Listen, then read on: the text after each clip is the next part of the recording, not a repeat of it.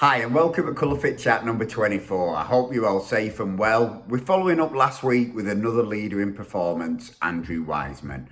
A former pro player, Wisey has become an established head of performance, working with the likes of Celtic, Exeter, and he's now in the US with the Utah Royals. He's the founder of the performance platform Soccerology, which I can't recommend enough for CPD, jobs and networking. If you're not on it, you're honestly missing out.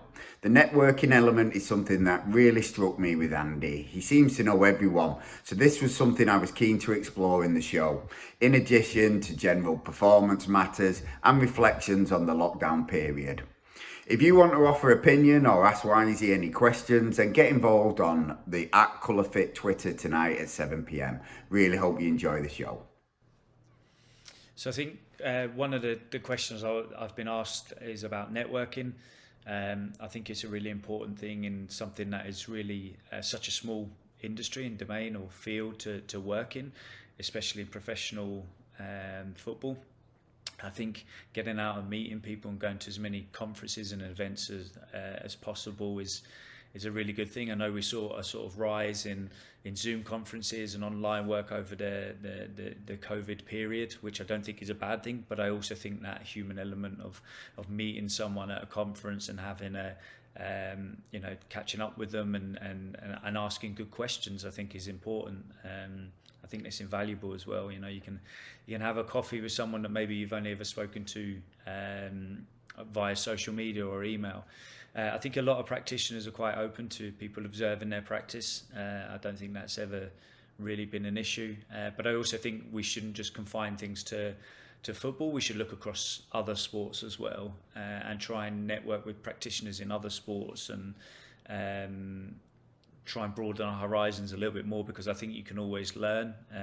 When I was at Exeter City, I was really lucky that we had the Exeter Chiefs in the city as well. So, making contact with those guys and trying to understand their practice and the challenges that they may face daily that would actually be remarkably similar to what we may face daily in football. So I think networking and getting to know as many people as possible, asking good questions, I think is a really good thing, and I think most practitioners are open to that, and being able to give advice. I think we're in a really fortunate position that we can give advice to people that would like to get into this domain. So get out there and ask good questions.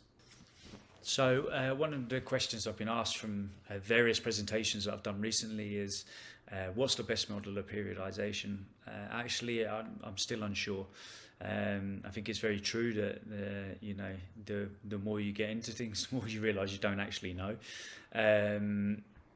I think there's different ways and there's horses for courses, but I firmly believe that different models will evolve based on the head coach's philosophy, the club style, possibly the players that you have. So it's very much there's quite a lot of influencing factors on how a periodization model in football can be applied. I think we have to bear in mind that it isn't traditional. We can be playing multiple games a week. Here in the USA, there's no such thing as a local derby 10 minutes down the road. Well, certainly not in our league. So there's travel, altitude, heat, sometimes snow, depending on where you are in the country. So there's a lot of different things that are going to affect that week to week or maybe month to month periodization. So I think there's a lot of factors, and it's not as easy as just applying a model. I think there becomes confusion when we try and apply weightlifting models to team sports, and I think a few authors within periodization literature have acknowledged that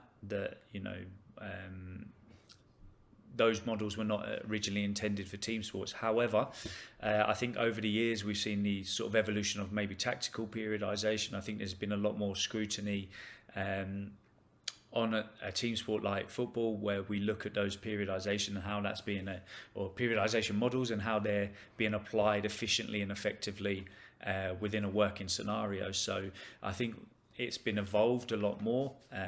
Like I say, there's some new kids on the block there with tactical periodization and all the different variations of it. So I think it really is down to the individual, the club, the philosophy, the head coach. They're all going to influence the periodization model. So obviously now here in Utah, we're back training in full training for a tournament that's happening in the next few weeks, which we're all really excited about and looking forward to. I think if we look at some of or where we were when this sort of lockdown period began, we just started pre-season, but we'd also had an international break, which meant that some of our players were on different continents. And quite a few were spread out across the United States and Canada as well. So that for us meant that when it actually came about with the lockdown, we had players scattered about everywhere. So we had to look at how we were going to work with these players to obviously stay fit. I don't think it really affected our program too much because of where we were in it. We were only 2 days into pre-season, so in that respect we were really lucky. Obviously then we had to put something in place that would allow our players to work remotely. We had regular check-ins with players and really tried to understand their needs a little bit more, because I think everything in the first few weeks was changing daily. And a lot of uncertainty, and we had to do a lot of reassuring to our players that when we get back we'll be in a good position. And I think with credit to all of our players, everyone was brilliant, taking that on board. There were some lessons learned as well, from talking to some of our players and how we could work with them and try and get them back into the best, or keep them in the best physical condition for when they came back into work. I think there was a lot of challenges. There was a huge amount of challenges. Some of the things we did Zoom workouts with the players once a week. We had some equipment, but we also started up a leaderboard on Strava as well for the players, for their running work, and just tried to really reassure everyone we were working with that this will come to an end soon, and we're there. And then obviously from there we went into individual training and to small group training, and then into full training. So there was a lot of transition periods. Things moved very, very quickly, and testament to everybody here in Utah Royals and probably across the NWSL, we and many other clubs and many other leagues, but we had to work off our feet quite a lot and think on our feet as much as we could to come up with solutions and really help the athletes and to come back in the best condition. I think the uncertainty around that was really, really difficult, and I think it was challenging for everyone, but we got there, and we're now in full training and ready to go with the tournament. So if I was to give my younger self some advice, it would probably be to be a bit more patient. I think the business that we work in, we work with some incredible athletes. I'm really lucky here that we have Champions League winners, World Cup winners, Olympic medalists in our squad, and you're learning from these players every day. But by being patient and just listening a little bit more, you'll get to understand what someone's view of the world is and how they operate, and how they see something maybe as complex as sports science, and how we can help them. I think this takes time, and it's a skill that you really need to work on. It's a day in, day out. I think every day we're dealing with different personalities. From management to players and other staff.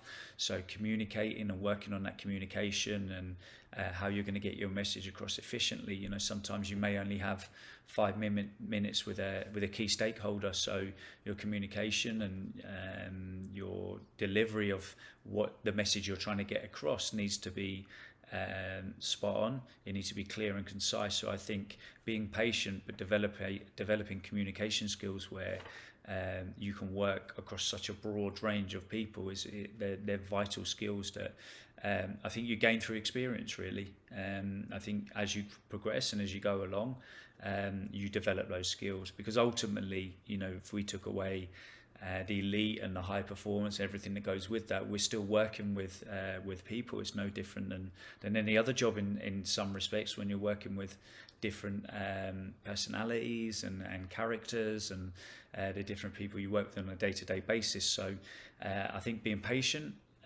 understanding, listening more, and really developing communication skills are absolutely vital to any form of success, and certainly something, when I look back, then it's something that you have to develop, and it takes time. So that's definitely the advice I'd give to my younger self. Thanks to Wisey for some great advice and reflections. Networking is key in any profession, and lockdown has stimulated a big surge in digital networking, but human interaction is always going to be key. Ask good questions, look outside your immediate sport and industry, have something to offer and not just take, and pay it forward when it's your turn to mentor. Optimal periodization in skill and tactical intermittent based sports with regular competition is complex. There are so many things to consider that classical periodization is pretty much impossible, and we tend to operate more on a short-term basis. The philosophies of the manager and the club are also going to be paramount in influencing session content and microcycle structures. The lockdown period has presented us with many challenges. Unknown schedulers, remote training and monitoring, and increased individualisation needs due to facilities and equipment limitations. Consumer-based technologies such as Strava and Zoom played a huge part in overcoming these issues, and I think they will play an increased role in off-season conditioning from now on. Now we're back, iteration is the key. We are used to dealing with unprecedented circumstances, so the plan, but most importantly, be ready to adapt. Wisey's reflections on his career was to be more patient. Patience in your career path so you enjoy and appreciate the journey and realise the path to your goals requires time, hard work, and often quite a lot of luck.